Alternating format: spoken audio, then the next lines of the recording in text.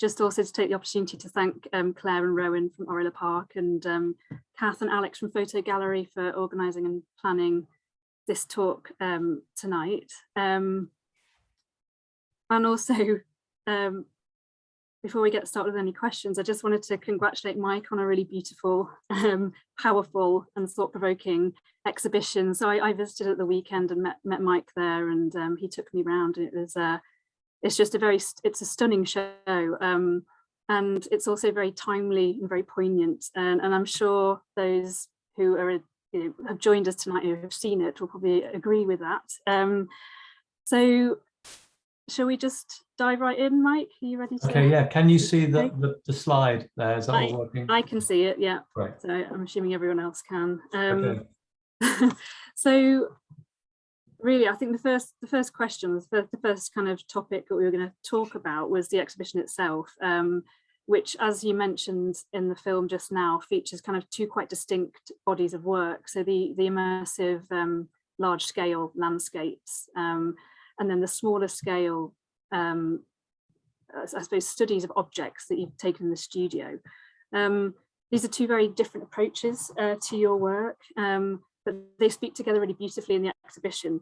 And they also kind of reflect the two dominant narratives, again, that you kind of discussed in that film there of man's impact on the landscape, but then nature's impact back on the man-made landscape. So can you start just by talking us through your approach to curating these two different kinds of works together in the gallery space? Yeah, thanks, Bronwen. When we started the project, it was about 2017.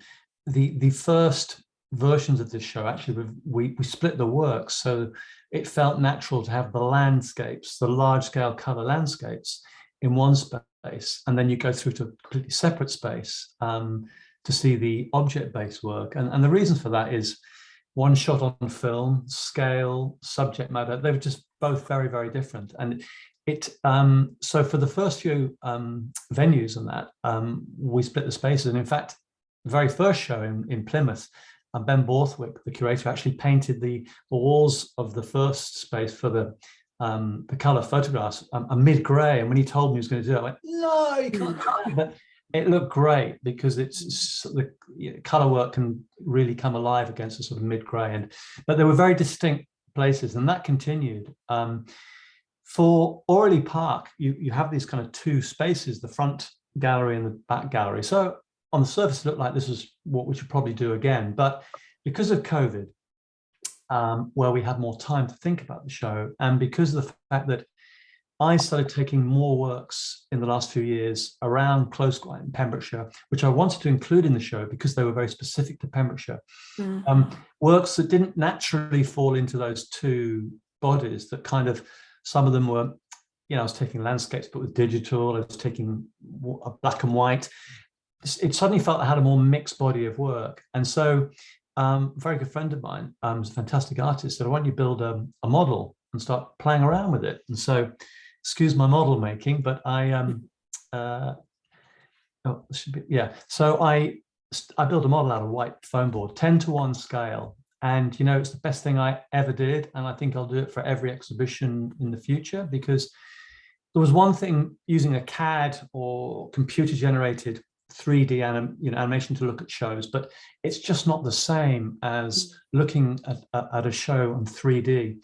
And you realize why architects on huge projects still in the end come back to a basic, simple model, because there's something about the human brain with space. You can see we feel the space much better than we do looking through a computer screen. So built the model, and then I had, because of the delays with COVID, about 18 months or a year to keep working at the curation. And of course, it's difficult for the museum team to come up and for us to do it together. So I was sort of sending little clips, and we were discussing it, over Zoom. But what it basically, I realized quite early on, is that actually I could start mixing these works, mixing the more traditional landscapes with these object-based works. And what that did, I started playing around with combinations. Some worked, some didn't work. I'd go to bed at night, thinking I've cracked it, and I'd come up in the morning and it had changed, and my wife had moved a couple of things around and it looked better. What have you done? Every time she did something, it actually made it look better. I'm thinking, oh my God, she should create the show, not me. But we went through infinite combinations of the works, but it was really interesting, and some things were starting to work together. And perhaps a good example was, this is on the right, that's the ash dieback large, and on the left-hand side is a peck foam piece. And there's just something quite nice about these two, and they're completely different subjects. The pecked foam bit on the left is a photograph of the scratch marks made by seagull or seabird on foam. And it's about the plight of seagulls and them filling their guts full of plastic. And then the right-hand piece, the ash dieback's about this terrible disease, this plight that's running through the British countryside now, killing our ash trees. They're very different subjects, but they just seem to reverberate together. And when we put them together in the execution, there was these really nice, if you like, combinations occurring. So the great thing about having the model is that I didn't have to sort of kill the technicians when we were hanging, having to run backwards and forwards with these huge pictures, and they are really heavy. So we could work sort of an infinite if you like, combinations. Another example here is just the shoe from Tanzania, a friend of mine sent to me, with it nature slowly eating away at the sole of the shoe, creating a kind of mini landscape in a sense. Next to this piece called Hedgerow Confusion, which is like a montage of two photographs together. And they just sort of clicked together when I put them in the model. I thought, okay, these two should go together. So basically, that's how we built up the show. And the other thing about mixing the works, which was really interesting, as I learned so much from this actually, was that having smaller works break up the large works, they helped each other. So going from a small work to a large work kind of made the larger work feel even bigger. And then you go back to smaller work, which is more intimate, but it kind of created a rhythm. Yeah, I think we talked about that, didn't we? Yeah, at the weekend. Yeah, it's almost a breather between the really absorbing large-scale works. Completely. So, and I think that made for a more perhaps complex or more multi-layered exhibition. And I think the end result was that the show wasn't curated from a kind of linear perspective. You often see first works, second works on dates. It wasn't curated on a subject basis, an environmental narrative basis. It was based on what kind of work to live together and which pieces sort of filled the space and also picked up the piece next to it. Yeah. So that was really the basis of the curation. Yeah, I think we were talking about like how the studies of the objects really require they invite kind of a very intimate experience, don't they, with the work, and then with the large scale landscapes, they require you to really step back and take it all in. And yeah, there's a kind of a real poetry between the works and the exhibition. So talking about those two bodies of work, I think everyone will be quite interested to hear more about kind of the process behind these two kind of approaches, I suppose, because they're very different methodologies. So could you kind of talk a little bit about how you actually go about making these different kinds of work? Yeah, well, the first body of work, the large scale wet deserts, I call them, taken in our national parks, the large scale color photographs, were taken with me using this 10:8 plate camera. Heavy as anything. My right shoulder ended up as bigger than my left shoulder just from carrying this damn thing. And but it kind of suited the work, because for this body of work, these landscapes, I wanted to only shoot from kind of the tourist route through our national parks, from laybys where tourists would look. And so it was fine having this heavy camera. I didn't have to sort of walk over mountains with it and everything. But the 10:8 camera I chose because the quality it gives you in the detail, and from the exhibition, those people who've been around the show, it's so very important to me, and the texture and the detail. Funny, it's a really strange experience using a 10:8 camera with a cape over your head. It's sort of, you suddenly become dissociated from where you are, but it's like being in a cinema. It's all black and you're just looking through this screen, and And the only problem is the image is upside down. So it's like, you know, what it tends to force is used to look more formally, and often 10:8 images are actually quite formal because of this upside down image, where you tend to be more interested in proportions and shapes. And but I love working with 10:8, despite the fact that it's a nightmare to carry around. It's incredibly expensive, and you know, it is complicated. But it did allow me to produce really weighty color photographs of these, if you like, vistas in our national park. This is a picture called Cross in Rannoch Moor in Scotland. And the process on this one was I hired a camper van and drove up in the winter. I much prefer winter light because it's bright sunlight often completely kills, creates too many shadows and too much contrast. And I really wanted the tonal qualities of the land and the surface. And I used portraiture film as well, which is much more tonal, less contrast, to really bring out the tones of the land and the earth. And I basically took this camper van, middle of winter. It was biblical weather conditions, and the van was at 45 degrees most of the time. And I was listening to the weather forecast and the shipping forecast most of the time, hearing, and it's hurricane so coming, thinking, oh God, what week.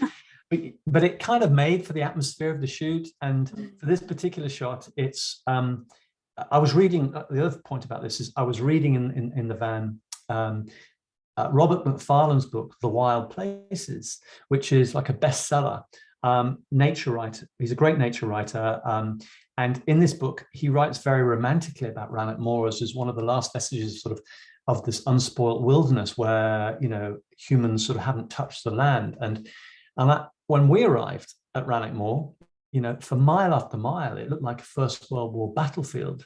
And this, of course, is the result of the forestry, of clear felling forestry of Sitka spruce, which is terrible for the environment on so many levels. I mean, first of all, you have to drain this peat, which releases carbon for the trees to grow. Then they're planted so close together that there's no light in the canopy, so nothing, no birds or there's no wildlife on the floor of the canopy. These forests are left for 35 years. There's no community involvement with them. You can't walk through them. There's no jobs for 35 years. And then they're chopped down, the wood's sold, and then the land is left acidic. So but there's thousands of miles of this across Scotland and Wales and in Pembrokeshire. But the process of these, going back to your question really, was one of traveling around in a camper van across our national parks, lugging this huge damn camera around. The nice thing about when I got my contact sheets back, I kind of realized that these were kind of in some ways sort of mimicking those 18th century paintings of the sublime, and I kind of like that idea. But the difference being now that we used to fear the awesome powers of nature, but now perhaps we fear what we humans have done to nature. The other object-based work was based on me basically walking along the beaches. When I was a child, there was no plastic on Pembrokeshire beaches. There was some oil, but no plastic. It's sort of come so soon in the last 20, 30 years. And my process is basically picking up things, finding things, thinking, can I do something with that? Can I not do something with that? And increasingly, actually, I started this in 2012, but by about 2015, 16, a lot of Keep Wells Tidy and charity groups would go out at weekends and collect.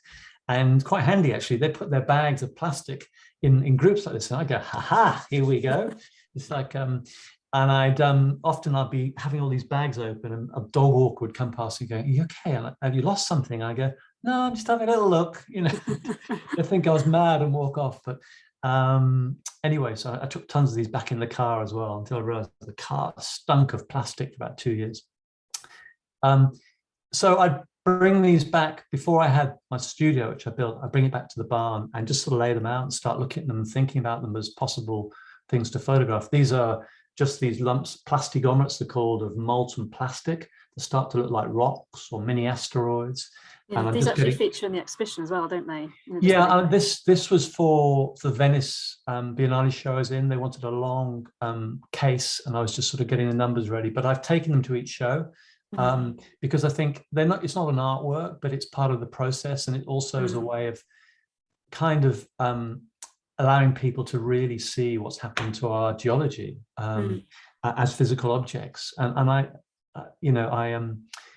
think I've got one of the largest collections of these things, and I'm not a geologist or a scientist, but I've just sort of picked them up along the way.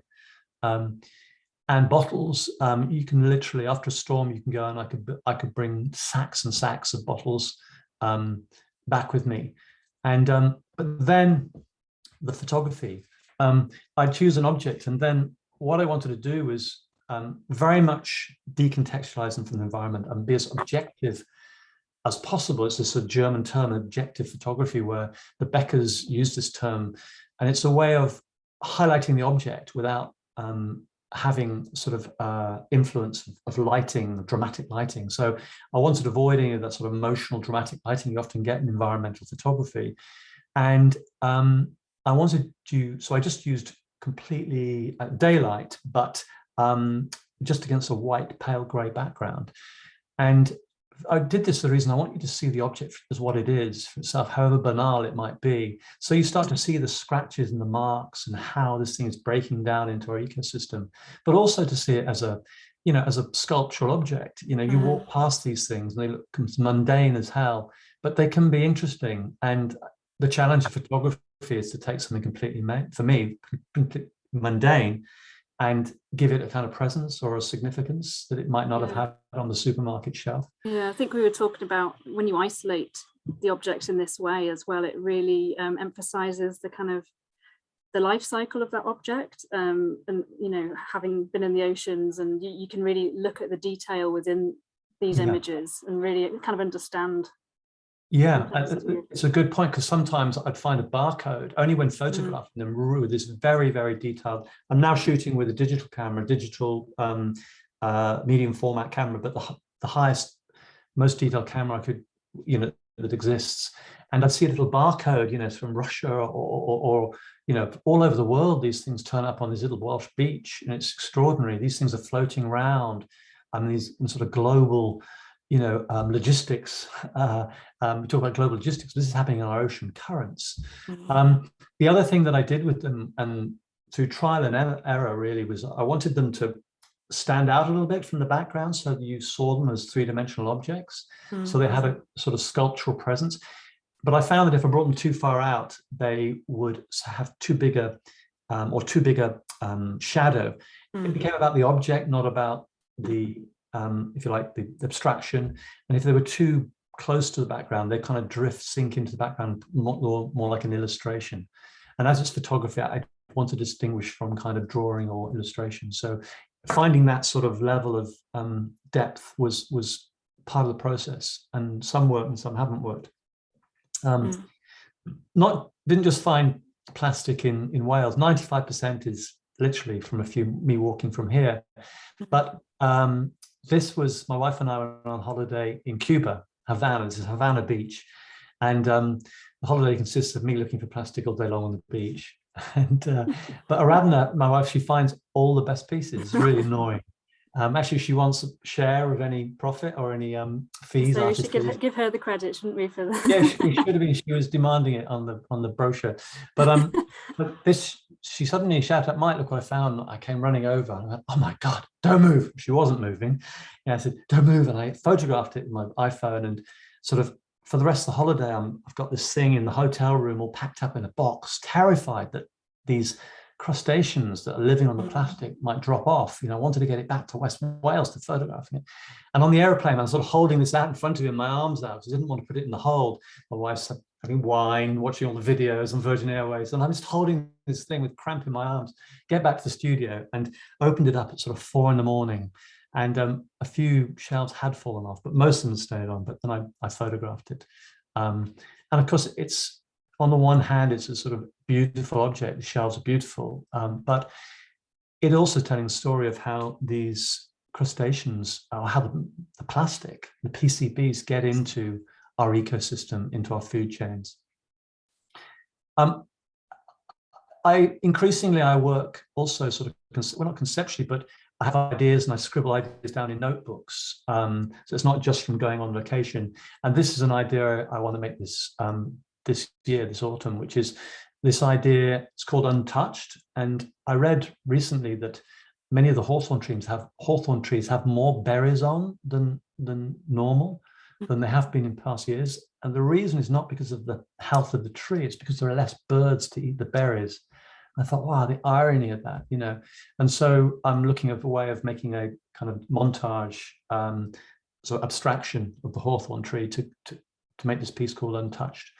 And also when the ash dieback first started happening, I was thinking, how do I make work about this? I really want to do something. We've got so many ash trees here at the farm.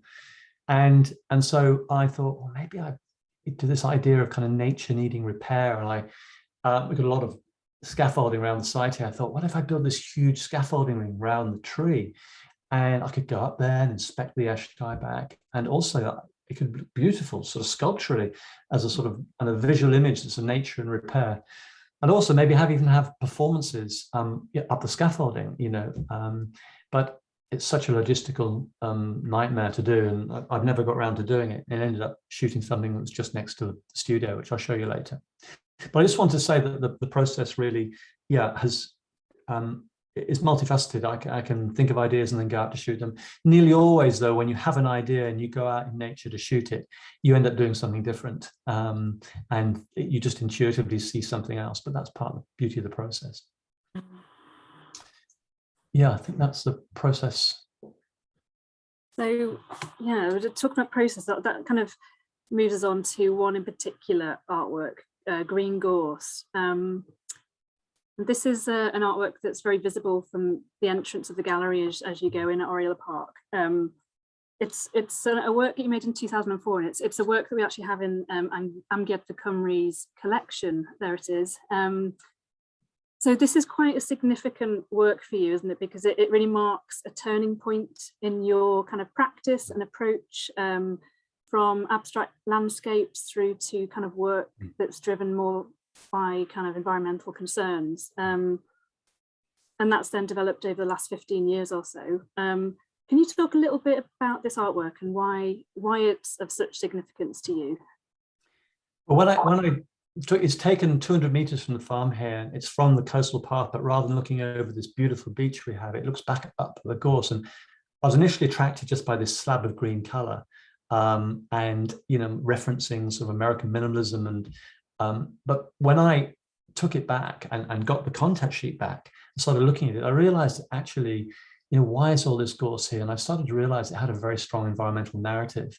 It was sort of a monochrome abstraction, but of, you know, monoculture. And the reason all this gorse dominates is that sheep don't eat the gorse. They don't eat tarmac, barbed wire, and gorse, it seems. And as a result, you get tons of gorse right across the coast, coastline around here. And so I thought, actually, this is really, really important. I was getting increasingly interested in the environmental. I thought, this is what I need to do. My work needs to include an environmental narrative. It's stronger because of it. So I moved to more environmentally based work.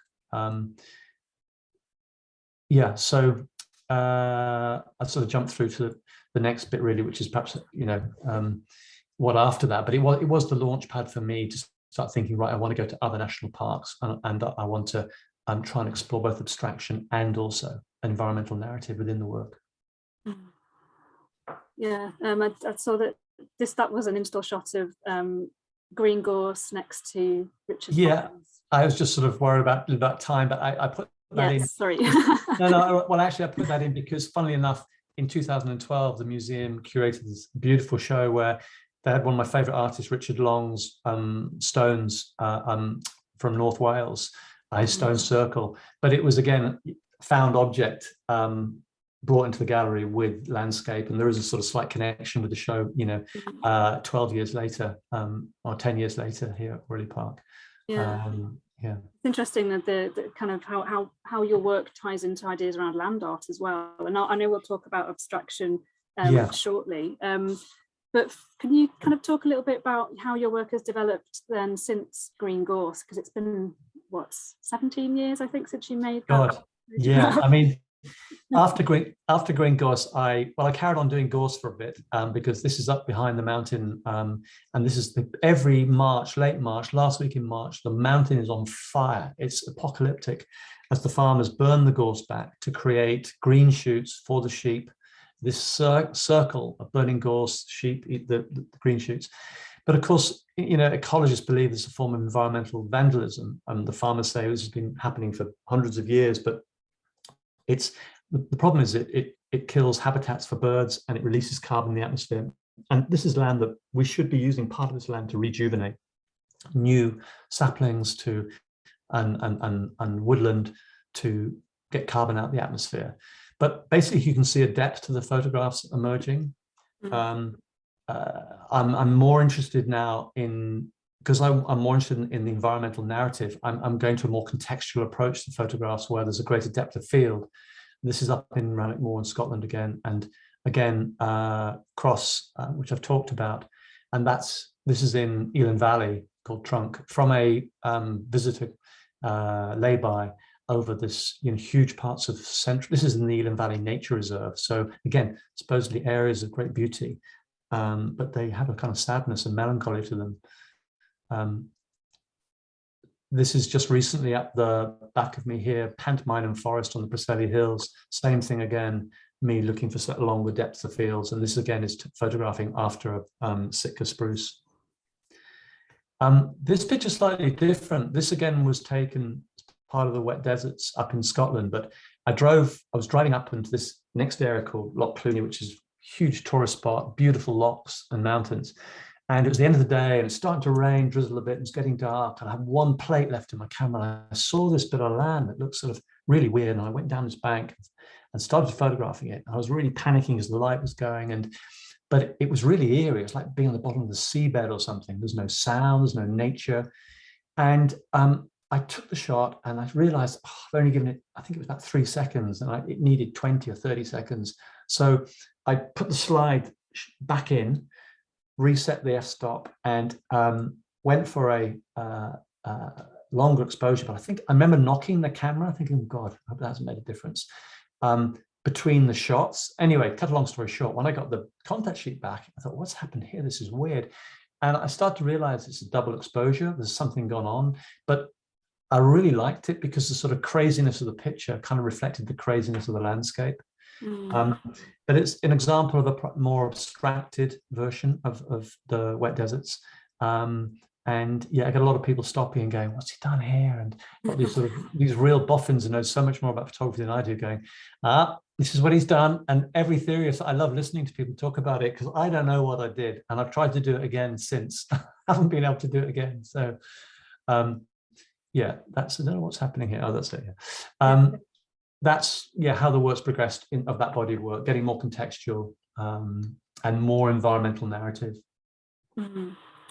Yeah, we were talking about that picture being a happy accident. And actually, there was a visitor in the gallery, actually, wasn't there, on Saturday, who was from Scotland, and he knew exactly kind of the area that you were photographing there, and he had some interesting insights, didn't he? Yeah, it's very funny. So following on from the Loch Cluny photograph, and abstraction is something that kind of we've touched on throughout the conversation so far. So we've kind of talked about how all of the works in the exhibition are kind of abstracts in a more or less obvious way, I suppose. Can you talk us through some examples of these different kinds of abstracts? Yeah, I mean, not everything's abstract. Some of them are very hyper real. The common land shot in the Preselis, I want it to be absolutely as it is, and people go, why have you photographed this? So there is some but most works I'm introducing abstraction of a kind with taking the object out of context or abstracting the surface of nature. But yes, some examples. This is a 25-litre container that, for some reason, after storms, they cover the Pembrokeshire coastline. And some people tell me they get thrown off trawlers or off fishing boats, or they throw them off, they don't want them. And they're often full of grease or oil or toxic materials. I've had so much toxic material over me picking these things up, or them leaking in the car. But one of the things that I wanted to make work about them, and what I found the most interesting thing about them was actually the detail and scratch marks on the side of them. And so I started photographing just the sides of them as like I was interested in the way the scratch marks, the way nature makes these scratch marks. And if you get up close, it's extraordinary. It's almost infinite number of scratches. And of course, these scratches are reflecting the kind of history of this object in the water, but also for every single scratch, that's releasing micro molecules of plastic into the sea at the same time. So it on the one hand, it's a sort of creating this sort of beautiful scratch marks made by nature back on the man-made, but at the same time, it's releasing these toxins into the seas. And I've made all sorts of combinations of these works. And if you like them, my kind of ready-made seascapes. You go to a load of galleries around here and you see a lot of seascapes and in the sort of watercolor or oil with a certain sort of color palette. And I'm making a comment about the color palette of our seaside now as well. There's a new color palette emerging, which is kind of toxic, industrial, synthetic polymer colors, not just the colors of oil and Romney watercolors. So that's a sort of quite extreme version. That's most abstractive work. The grids of shoes and bottles that I've made are also a form of abstraction. I'm taking these objects out of their context, but it relates more perhaps to the minimalism, American minimalism, and the sort of serial works of artists in the 60s, a period of art I absolutely love. And part of the reason I photographed these bottles and put them in a grid is, first of all, I like playing the colors off each other. So there is still that aesthetic drive in the work. I want to produce something kind of beautiful, but also by putting them in a grid, it's kind of emphasizing the ubiquity of plastic now on our seashores. You go down after a storm and there are thousands of bottles. You start lifting slates up, and they're underneath the slates. They're buried 10 feet down, according to somebody I know who goes down and digs this stuff out. And also I wanted to kind of make a comment about this idea of kind of infinite choice now in capitalist society and in our consumer society. You can get a soft drinks bottle in any shape, form, color, brand you want. But one of the implications of that is that, they're washing up into our ecosystems. So it's also about kind of infinite choice. I've done the same with shoes, all sorts of configurations. For the show Oriel, I sort of picked 3 shoes, but this is 35 shoes at Aberystwyth Art Centre. At Mostyn, where I think we put 40 in a long line, and I just wanted people to go one along and get that feeling that this is the kind of the ultimate global product, the flip-flop, which it is. But it also these are micro landscapes at the same time. Yeah. This is again an abstracted sort of grid. This is a bit of that black fencing, plastic fencing you see sometimes at roadworks, and I've always been interested in the grid as a device for artists that want to sort of break away from traditional representation, and also as a medium for kind of utopian ideas. I mean, the grid has been used not just sort of formally in terms of color harmony, but also architects using for city design. And I love the work of Agnes Martin as well, the great American abstract who used to draw thousands of these grids with a pencil. And I remember going to a show at the Tate every day for a week when I was in London, just absolutely loving it. And this is my version of the grid. But of course, according to RSPB, these are the most dangerous things because the seabirds get their feet caught in the holes. And with netting and grids, they're terrible for seabirds. So they have a kind of dystopian value now, and not utopian. And this is a grid of grids, hundreds of grids. But also, again, this serialization of me finding these most banal, an old sponge, almost the more banal the object, the more interested I am, because it's the more I can create something of interest, give it significance. And sometimes the most dramatic object, doesn't get any better when I photograph it. It actually probably remains better as an object in itself. But I've also started to create grids of the natural architecture, let's say that, which is, these are hawthorn trees, all from our land, from our farm. And one of the trees that's really threatened with climate change is the hawthorn. The hawthorns absolutely dominate our farm. They just light up in May. The farm is white with these hawthorns, and the berries in the autumn is amazing. but you know that they're endangered, and I wanted to make a record of them before, you know, if they are threatened and go. And of course, I'm echoing the work of the Beckers. Of course, you having curated a Becker show, I absolutely love the Becker, their grids of German industrial structures. I'm kind of doing my version using natural architecture.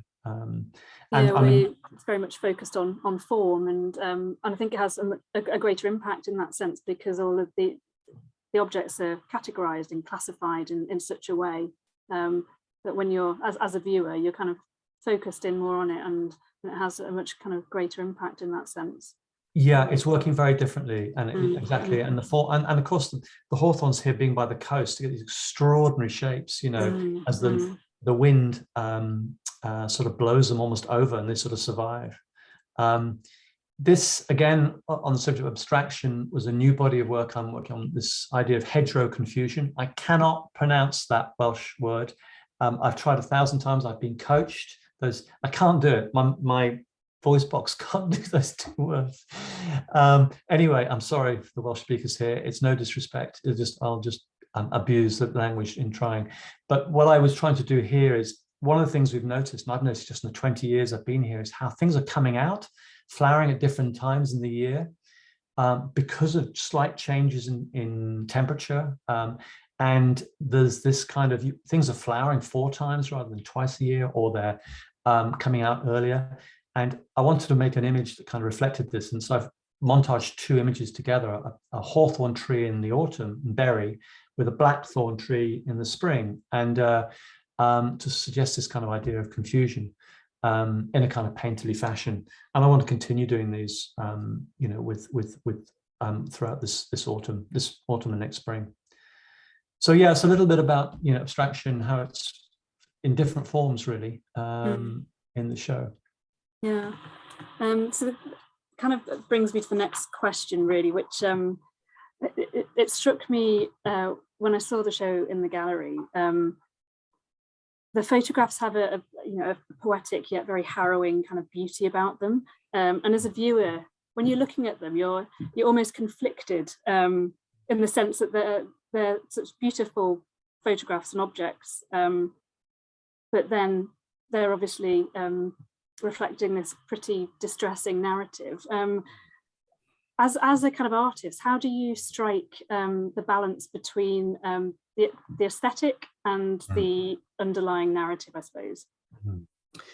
Well, when I first started a lot of this work, I was kind of thought, is there a contradiction here? I got a bit worried about it, but then I started speaking to much more experienced artists who said, no, Mike, this is the nature of art. You know,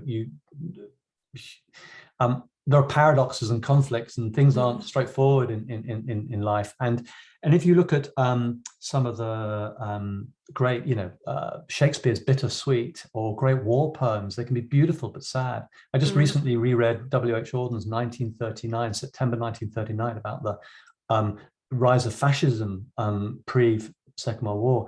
I'm like, it could be today, and it could be reading today. It's so beautiful but so sad at the same time. And I think that's part of a lot of art, which is you have this tension between the aesthetic, the image, the power of the image. You've got Goya's work. I mean, they're incredible images, but they're depressingly sad images. And I think that's true in an awful lot of artists, much better artists than myself. But and I think, I mean, Nietzsche had this lovely quote, which that beneath every beautiful surface there's a terrible depth.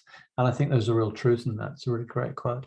But this picture here is perhaps a good example of, I was walking back to the studio, and it's called Dieback Moonlight. And as I was just coming around the corner towards the studio, I just saw there was a full moon. It was lighting up the branches, the dying branches. And I thought, oh my God, that's such a strong image.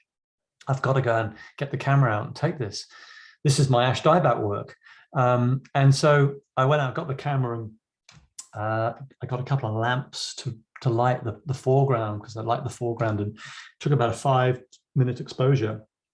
And of course, I'm playing on that kind of romantic image of the moonlight through the branches. You know, you see so many paintings and photographs, they're quite romantic. And I wanted to twist that. But yes, this is the moonlight through the branches, but it's telling a pretty harrowing story of how this fungus is slowly killing our trees. And here it's killing our trees, all our ash trees, which again are very dominant, ash and hawthorn. So, but at the same time, there is the color is very seductive. The picture is seductive on the surface, but I kind of post-rationalize it as a way of bringing people in, bringing the viewer in to understand the narrative as a strategy. The truth is, I like both, and there are contradictions in nature, and it's not always pretty. Here's a completely different version. This is a shoe. The shoe sent to me from Tanzania. It's beautiful. When I saw it, I thought it looked like a Japanese ink painting or some drawing or something. But again, it's actually showing what's nature's slowly breaking down the plastic, and it looks like tributaries, some of those marks of the seaweed. But what's happening is the plastic is breaking down to toxins, which are being released slowly into our sea. So there is a narrative you discover, which is sad. And I think that makes the work stronger because of that. And there are other strategies. When I showed in Venice, in the next room next to me, there was an artist called Chris Jordan who took these harrowing pictures, much more sort of Greenpeace style, of albatrosses with their stomachs full of plastic. And that's one way of telling the story of the horror of plastics and seabirds. But another way, slow burn way, maybe is to do it more poetically. And I'm not saying one's better than the other. They're both important, different ways of telling these sort of stories. This is a piece called Pecked Foam, and I was on a residency in North Wales, and I found this piece of, looked like alabaster or white marble. I thought, wow, what's that? And it's a piece of foam. I lifted it up. It's like nothing, weighed nothing. And then a closer look at it, I saw it's got these marks in it made by seagulls or seabirds scratching away for food. I thought, wow, that just tells a story of these, the plight of seagulls and how they're feeding, and the fact they can't find food now because there's not enough sea in them. Fish in the sea. And I saw the RSPB figure that since 1970, when I had my childhood on the beaches here, the seabird populations dropped 90% around Britain, 90% in 50 years. It's incredible. But again, it's got a beautiful aesthetic, appealing aesthetic. But when you start to read the title and understand the work, it leaves you with a different thought. So yeah, there is a tension in the work, and it's part of the way, it's part of the truth for me, that, and a walk in nature for me now, I'm afraid, and it sounds terrible, is I love being out here, I love Pembrokeshire, but it's melancholic for me now walking in nature, because as I become more aware of what's going on. Yeah, actually, your point then about you showing, again, alongside Chris Jordan's work and his work having that kind of shock factor. I think that's quite the case with a lot of environmental photography. It's kind of quite often also focused on the meta-narrative of the climate crisis. As you said in the film before, kind of burning of fossil fuels and the melting of the polar ice caps. I think what makes your work so powerful, and I think you can relate to it so much more, is because that it focuses on the local and quite often hyper-local narrative. So you look at the climate crisis on your own doorstep. Why do you think it's important to tell that story? Well, I don't think you have to go to the Arctic or the Brazilian rainforest to see environmental collapse. It's here, it's in our fields, our lanes, our hedgerows, it's on our doorsteps. And as I said in the film, and it's particularly in our areas of natural beauty, our national parks. It's not just brownfields. It's everywhere. And I think therefore I didn't want to. I know a lot of artists have gone up to the Arctic, and scientists have taken artists to the Arctic to try and get their message across, and it's a good thing, an important thing. But I just felt, for me personally, I felt better just making work locally, as I realized these stories were here. And perhaps here's an example of, this is just up the back from me, and we're down the bottom, and it's up on the Preseli Hill. And this is a spot my parents used to take me for picnics when I was a kid, and we'd sort of sit and have our ham and cheese sandwiches. And this is looking at the sort of rural idyll. This is nature in harmony. This is as good as it gets. There's some few ponies in the background, a sort of comfortable, fluffy sky. And most people I see can't stop here and look and take photographs and think this is how nature should be. And kids grow up thinking this is the perfect. And these sort of images are in the national parks, you know, no disrespect, brochures, and this is the same in the Peak District, Exmoor, Scotland. But actually, a lot of this land dominated by monoculture, by sheep grazing or deer in Scotland, is really run down industrial land that has very low biodiversity. It's not sequestering carbon, and given the loss of species, we need to start creating corridors of rejuvenated, rewilded areas in these sort of areas. So this bit is right next to where I live, and for me, tells as an important story as the melting ice caps, because it's all over Britain and it's all over the world after our national parks. This field, well, this tree, it makes me laugh when I see this tree, is right next to the farm. Literally over that hedge at the back is where we are, so it couldn't be closer. And this is called flailing, and every year I've just noticed this farmer, he cuts the top of the tree off. And it's not even a hedge. You know, why do you need to make the hedge there? But it reflects a culture, a farming culture of wanting to tidy up nature rather than let it flourish. And of course, the hedgerows are so critical to our bird life and biodiversity and wildlife.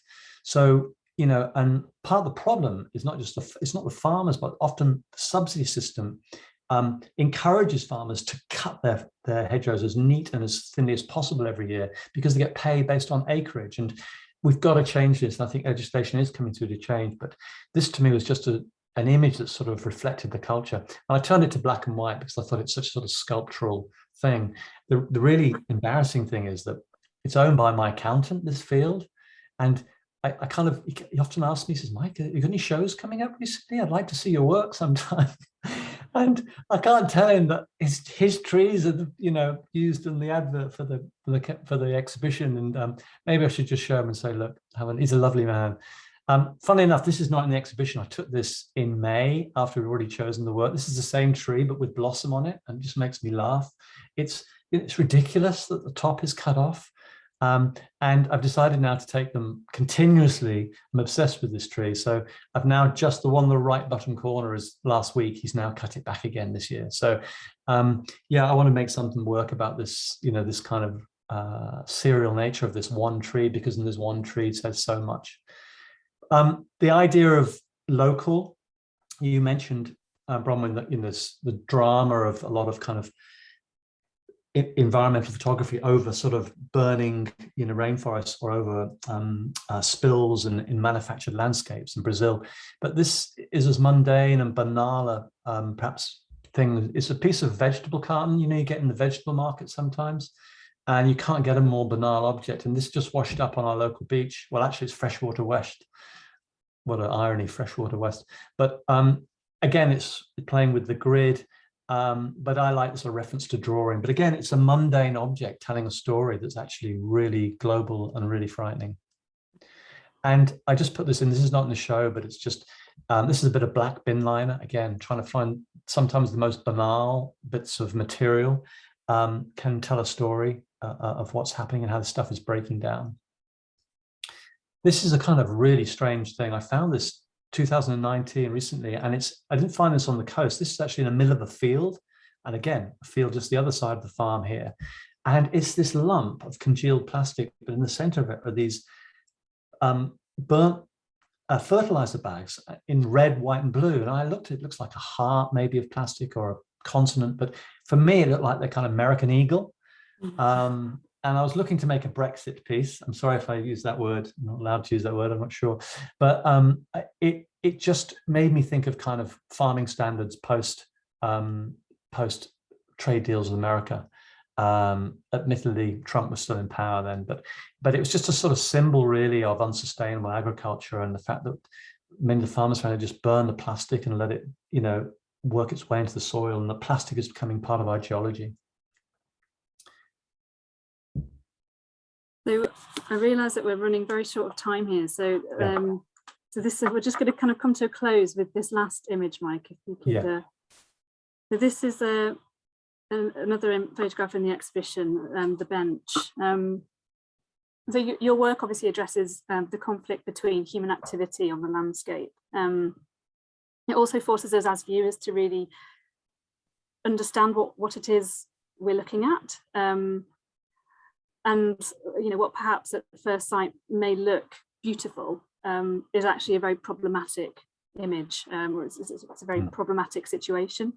And this photograph is a good example of the different perspectives and approaches we have to the environment. I was hoping you could talk a little bit more about this particular image, and also talk a bit about how photographs like this can be used to start a conversation about how we might collectively change our attitudes and relationship to the landscape.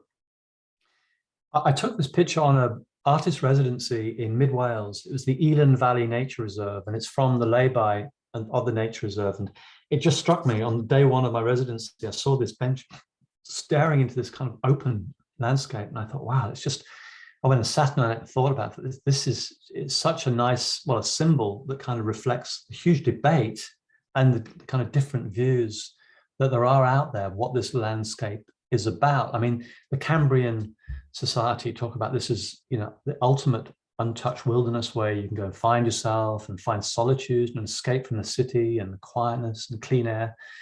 And then there's the ecologists, would say this is a kind of apocalyptic nightmare of barren land that has very little biodiversity and that we need to be reusing. So you've got this huge debate, and you can have two people arguing crazily. It's like a Brexit argument about, whether this is good. But huge parts of Wales are like this kind of, Monbiot talks about it in his book Feral, about this sort of mown landscape.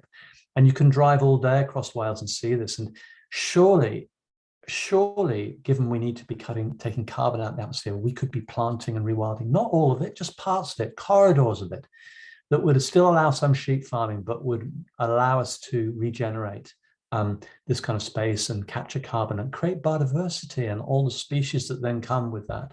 So for me, it's a symbol, and it was used for a talk at Aberystwyth Art Centre as the poster for a debate, and I was on the one side, and then there was this Welsh hill farmer who was very articulate, very good looking, and ex-actor, and he was, God, they cast this incredibly powerful speaker who was telling me why you English middle class, shouldn't come in and tell us what to do with our land. And he had a point, and I totally understand that. But personally, by rewilding or regenerating, rewilding is a bad word, regenerating parts of this land, I don't think we'll be threatening Welsh culture. I think we'll be helping Welsh culture. We'll be creating more wealth, more natural wealth, and giving more livelihoods and better livelihoods for more people in the countryside. Well, I think that's probably a good note to end on. Thank you so much, Mike.